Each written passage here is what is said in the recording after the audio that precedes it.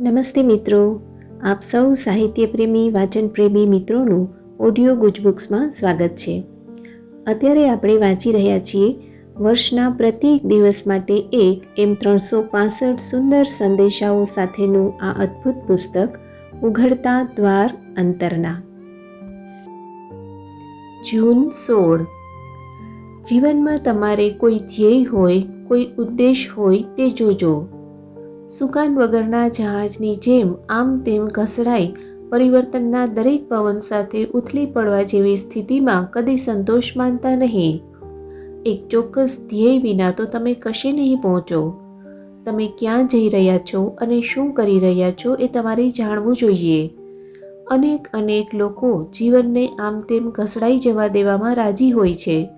પરિણામે તેઓ કશું જ રચનાત્મક સિદ્ધ કરી શકતા નથી. અંદરની શાંતિ અને નિશ્ચિંતતા પ્રાપ્ત કરો. જે માર્ગને તમે તમારો જાણો છો તેના પર કોઈ તાણ કે તકલીફ વગર ચાલતા રહો. જે કામ તમારે કરવું જ જોઈએ એમ તમે જાણો છો એ કામ કરો, કારણ કે એ તમારી સમક્ષ અંદરથી પ્રગટ કરવામાં આવ્યું છે, બહારથી નહીં. હંમેશા અંદરની પ્રતીતિ મેળવો કે તમે જે કરી રહ્યા છો તે બરોબર જ છે.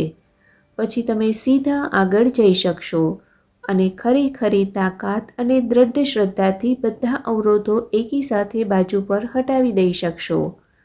જાણો કે તમારું દિશાસૂચક યંત્ર હું છું, તમારો ભૂમ્યો હું છું અને હું તમને તમારા લક્ષ્ય વળી દોરી જઈશ.